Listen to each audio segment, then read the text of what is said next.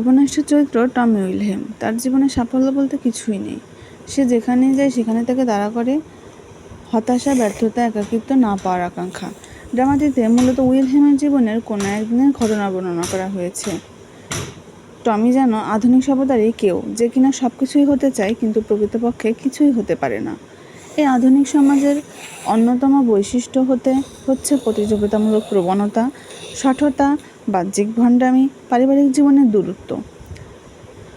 গল্পটির setting new ইয়র্কের একটি হোটেলে গ্লোরিয়ানাতে। টমি উইলহেম তার বাবা মা ডক্টর অ্যাডেলার সেখানকারই অস্থায়ী বাসিন্দা। সাধারণত ওটাকে বৃদ্ধদের জন্য একটা আবাসিক হোটেলই বলা যেতে পারে, কিন্তু টমির বয়স অন্যদের তুলনায় কম হওয়াতে সে অন্যদের সাথে মানিয়ে নিতে পারছিল না। সে সবসময় অন্যদের থেকে দূরে থাকার চেষ্টা করত। এমনকি টমির বাবা ডক্টর অ্যাডেলারের সাথেও টমির তেমন ভালো সম্পর্ক ছিল না। ডক্টর অ্যাডেলার টমিকে পছন্দ করতো না, কারণ টমি কাজের উপযুক্ত হওয়ার পরেও প্রায়ই তার কাছে সাহায্য চাইত।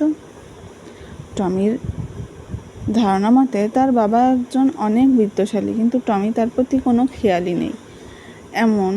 এরপর টমির জীবনে ঘটায় পূর্বের ঘটনার পুনরাবৃত্তি ঘটে। হ্যাঁ বন্ধুরা, ফ্রেন্ডস, জানতে চান এই উপন্যাসটি কি? যদি জানতে চান তাহলে অবশ্যই আমার এই ভিডিওতে থাকা অন্যান্য ভিডিওগুলো দেখুন, শেয়ার করুন, লাইক দিন এবং একটি সাবস্ক্রাইব করে যান।